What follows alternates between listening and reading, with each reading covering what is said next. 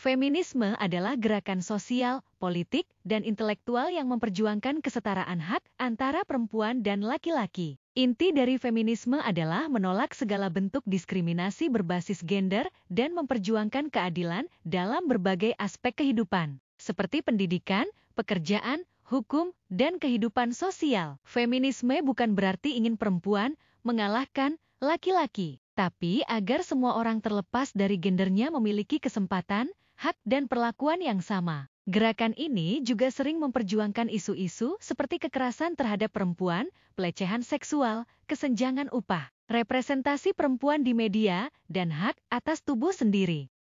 Gelombang pertama feminisme, akhir abad ke-19 sampai awal abad ke-20. Gelombang pertama feminisme muncul di tengah situasi sosial politik yang sangat membatasi ruang gerak perempuan. Pada masa itu, perempuan tidak memiliki hak untuk memilih dalam pemilu, tidak bisa mengakses pendidikan tinggi secara luas, memiliki akses terbatas ke dunia kerja profesional, dan secara hukum sering diposisikan sebagai warga kelas 2 dalam sistem patriarki. Gerakan feminisme pertama lahir sebagai respons terhadap ketidakadilan ini, dengan fokus utama pada hak-hak sipil dan politik perempuan, khususnya hak untuk memilih atau sufrage dan mendapatkan pengakuan hukum. Latar belakang sosial dan politik. Pada akhir abad ke-19, revolusi industri membawa perubahan besar dalam masyarakat, termasuk peran perempuan di ruang publik. Banyak perempuan kelas pekerja mulai bekerja di pabrik dan kantor, namun tetap menerima gaji yang jauh lebih rendah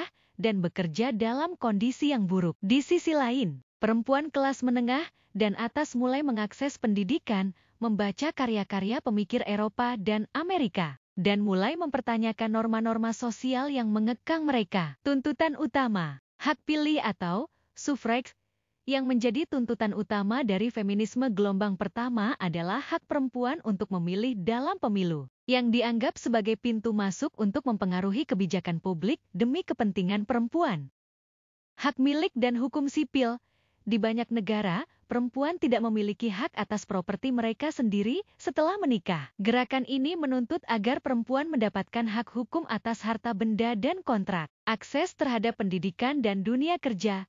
Perempuan mulai menuntut akses ke universitas dan pekerjaan profesional seperti dokter, pengacara, dan dosen yang sebelumnya hanya terbuka untuk laki-laki. Tokoh-tokoh penting, Elizabeth Cady Stanton dan Susan B. Anthony di Amerika Serikat, merupakan pendiri gerakan sufraget di AS. Mereka mendirikan organisasi seperti National Woman Suffrage Association dan aktif menyusun petisi dan kampanye. Emmeline Pankhurst di Inggris, pendiri Women Social and Political Union atau disingkat WFPU, terkenal karena aksi-aksinya yang lebih radikal dan militan. Ia memperjuangkan hak pilih dengan cara-cara yang kontroversial, termasuk mogok makan di penjara. Kemudian ada Kartini di Indonesia, meskipun tidak termasuk dalam gerakan sufragete barat, R.A. Kartini di Indonesia menjadi simbol perjuangan emansipasi perempuan pribumi melalui pendidikan dan kesadaran kritis terhadap struktur budaya yang patriarkal. Pencapaian dan dampak. Perjuangan panjang gerakan ini akhirnya membuahkan hasil di banyak negara. Selandia Baru menjadi negara pertama yang memberikan hak pilih bagi perempuan pada tahun 1893. Inggris memberikan hak pilih terbatas kepada perempuan pada tahun 1918 dan penuh pada tahun 1928. Amerika Serikat mengesahkan amandemen ke-19 pada tahun 1920 yang memberikan hak pilih kepada perempuan. Meskipun tidak semua perempuan di seluruh dunia langsung merasakan dampaknya, gelombang pertama feminisme membuka jalan penting bagi gerakan-gerakan berikutnya dan menciptakan landasan hukum serta moral bagi kesetaraan gender. Gelombang kedua feminisme, 1960-an hingga 1980-an.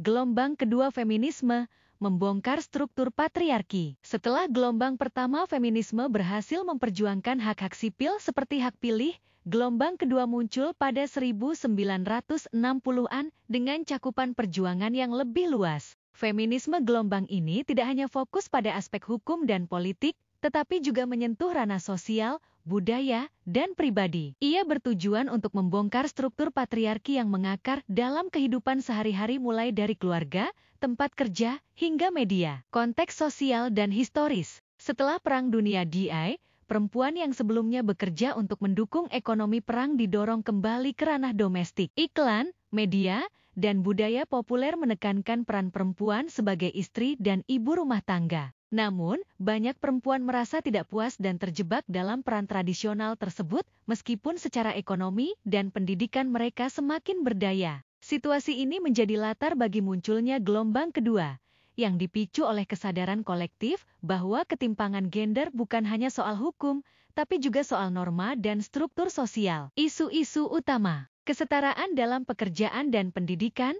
Perempuan menuntut akses yang adil ke pekerjaan profesional, penghapusan diskriminasi di tempat kerja, dan kesempatan pendidikan setara dengan laki-laki. Hak atas tubuh dan reproduksi. Feminisme gelombang kedua menekankan bahwa perempuan harus memiliki kendali atas tubuh mereka sendiri. Ini mencakup hak atas kontrasepsi, aborsi legal, dan layanan kesehatan reproduksi yang aman. Kritik terhadap peran gender tradisional.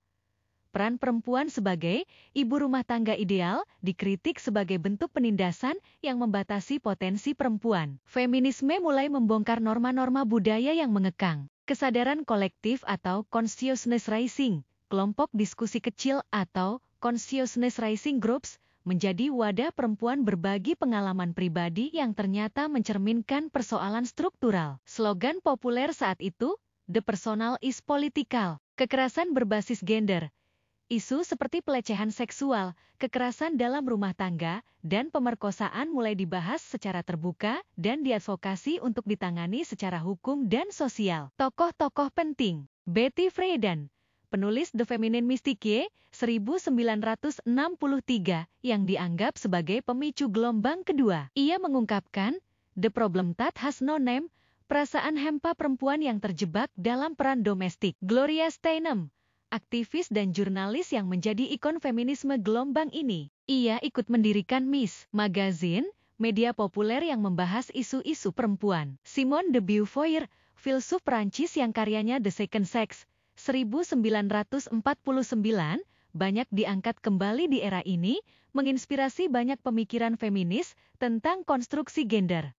Pencapaian dan dampak. Banyak negara mulai menerapkan kebijakan kesetaraan upah, cuti melahirkan, dan perlindungan terhadap diskriminasi gender. Isu kekerasan terhadap perempuan mulai masuk ke ranah hukum dan kebijakan publik. Feminisme menjadi gerakan global, dengan berbagai varian lokal di Asia, Amerika Latin, dan Afrika. Gelombang kedua feminisme berhasil mengangkat isu-isu struktural yang sebelumnya dianggap urusan pribadi, dan meletakkan dasar bagi perkembangan teori dan aktivisme feminis yang lebih beragam di era berikutnya. Gelombang ketiga feminisme, 1990-an hingga awal 2000-an. Gelombang ketiga feminisme, keberagaman dan inklusivitas. Setelah dua gelombang sebelumnya yang fokus pada hak-hak sipil dan kesetaraan struktural, feminisme memasuki era baru di tahun 1990-an, atau disebut sebagai gelombang ketiga. Gelombang ini lahir sebagai respons terhadap keterbatasan feminisme sebelumnya yang dinilai terlalu berfokus pada pengalaman perempuan kulit putih kelas menengah di negara barat. Feminisme gelombang ketiga membawa semangat keragaman atau diversity, interseksionalitas, dan identitas yang lebih cair. Konteks sosial dan budaya. Tahun 1990-an adalah masa di mana dunia mulai mengalami globalisasi yang pesat, perkembangan media massa, dan budaya pop, serta bangkitnya gerakan hak asasi manusia dan LGBTQ tambah. Perempuan dari berbagai latar belakang mulai menyuarakan bahwa pengalaman mereka sangat berbeda baik karena ras, etnis, kelas sosial, agama, atau orientasi seksual. Feminisme tidak bisa lagi dilihat sebagai satu suara tunggal. Ciri khas gelombang ketiga, interseksionalitas. Konsep yang diperkenalkan oleh Kimberlé Crenshaw ini menunjukkan bahwa penindasan bisa saling bertumpuk. Misalnya, seorang perempuan kulit hitam mengalami diskriminasi yang berbeda dari perempuan kulit putih atau laki-laki kulit hitam. Gelombang ketiga mengedepankan pemahaman bahwa identitas manusia bersifat kompleks dan saling berlapis. Inklusivitas dan representasi. Feminisme gelombang ketiga membuka ruang bagi perempuan dari komunitas yang sebelumnya kurang terwakili, seperti perempuan kulit hitam, Asia, pribumi, Muslim, perempuan trans, dan kelompok marginal lainnya. Dekonstruksi gender dan seksualitas. Tokoh-tokoh seperti Judith Butler mempopulerkan teori bahwa gender adalah konstruksi sosial yang bisa berubah-ubah, gender performativity. Hal ini membuka jalan bagi pemikiran feminis yang lebih cair dalam memandang identitas. Pengaruh budaya pop dan media, gelombang ini tidak ragu untuk memanfaatkan budaya populer sebagai media perjuangan. Sosok-sosok seperti Riot Girl, gerakan punk feminis, serta tokoh-tokoh seperti Madonna atau Beyonce mulai dianggap sebagai simbol kekuatan perempuan, meskipun tidak lepas dari kontroversi. Kritik terhadap feminisme arus utama atau mainstream feminism, gelombang ini juga mengkritik feminisme gelombang kedua yang terlalu normatif dan tidak cukup peka terhadap perbedaan budaya dan identitas. Tokoh-tokoh dan gerakan penting. Bell Hooks, seorang pemikir feminis kulit hitam yang menulis banyak tentang cinta, kekuasaan, ras, dan pendidikan dari perspektif feminis interseksional. Judith Butler, filsuf yang memperkenalkan teori queer dan memperluas pemahaman tentang gender sebagai sesuatu yang dipentaskan secara sosial. Rebecca Walker, penulis yang sering disebut sebagai salah satu pemicu gelombang ketiga dengan esainya di tahun 1992 yang menyatakan bahwa I am the third wave, dampak dan warisan. Feminisme menjadi lebih global dan beragam, menjangkau berbagai budaya dan konteks lokal. Muncul banyak varian feminisme seperti feminisme Islam, feminisme postkolonial, dan feminisme queer. Perempuan semakin hadir dalam ruang politik, media, dan ekonomi dengan narasi yang lebih kompleks dan representatif. Gelombang ketiga feminisme membuka pintu bagi pengakuan terhadap kompleksitas pengalaman perempuan. Ini bukan hanya tentang apa yang diperjuangkan, tetapi juga tentang siapa yang mewakili perjuangan itu. Gelombang keempat feminisme, 2010-an hingga sekarang. Gelombang keempat feminisme, era digital dan kesadaran kolektif global. Gelombang keempat feminisme muncul pada awal tahun 2010-an di tengah perkembangan teknologi digital, media sosial, dan semangat baru dalam memperjuangkan keadilan sosial. Berbeda dari gelombang sebelumnya, gelombang ini sangat dipengaruhi oleh kecepatan komunikasi, viralnya isu, dan kekuatan solidaritas digital. Feminisme gelombang keempat bukan hanya tentang teori dan aktivisme jalanan, tapi juga tentang bagaimana suara perempuan bisa membentuk opini publik secara global melalui tagar, thread, video, hingga kampanye digital. Konteks sosial dan teknologi. Munculnya platform seperti Twitter, Instagram, TikTok, dan Facebook memungkinkan isu-isu feminisme menyebar dengan cepat dan menjangkau banyak orang lintas batas negara dan budaya. Ini membuat feminisme semakin relevan di kalangan anak muda dan membuka ruang diskusi yang lebih terbuka dan interaktif. Ciri khas gelombang keempat, teknologi sebagai alat perjuangan, media sosial menjadi medan utama perlawanan, kesadaran, dan pembongkaran struktur kekerasan berbasis gender. Gerakan tanda pagar MeToo, misalnya, memungkinkan jutaan perempuan berbagi pengalaman kekerasan seksual yang sebelumnya tidak pernah terdengar. Penekanan pada kekerasan seksual dan budaya pemerkosaan, gelombang ini sangat fokus pada isu kekerasan seksual, pelecehan di tempat kerja, kekerasan dalam rumah tangga, dan upaya untuk menciptakan lingkungan yang aman bagi semua gender. Body positivity dan self-image, feminisme gelombang keempat menantang standar kecantikan yang sempit dan merusak, serta mendorong penerimaan diri, tubuh yang beragam, dan kesehatan mental sebagai bagian dari perjuangan. Inklusivitas dan aliansi antar gerakan. Feminisme gelombang ini sangat terbuka terhadap perjuangan kelompok lain seperti LGBTQ+, komunitas disabilitas, dan minoritas rasial. Semua bentuk penindasan dilihat sebagai sesuatu yang saling berkaitan atau interconnected. Feminisme interseksional dan global. Feminisme tidak lagi bersifat barat sentris. Kini, aktivis feminis dari Asia, Afrika, Amerika Latin, dan Timur Tengah juga memainkan peran penting dalam membentuk narasi global. Gerakan dan tokoh penting. Tagar MeToo dimulai oleh Tarana Burke dan menjadi gerakan global setelah digaungkan oleh aktris Alyssa Milano. Gerakan ini mengungkap betapa luasnya kekerasan seksual yang selama ini tersembunyi. Tagar Time's Up gerakan yang melawan pelecehan di industri hiburan dan dunia kerja. Malala Yousafzai, aktivis pendidikan perempuan dari Pakistan yang menjadi simbol perjuangan hak anak perempuan. Greta Thunberg, aktivis iklim yang memperjuangkan keadilan lingkungan dan memperluas ruang suara perempuan muda di isu-isu global. Tantangan dan kritik. Meski sangat kuat di ruang digital, feminisme gelombang keempat juga menghadapi tantangan, cancel culture, dan polarisasi opini bisa membuat diskusi menjadi tidak produktif. Akses terhadap internet yang tidak merata membuat gerakan ini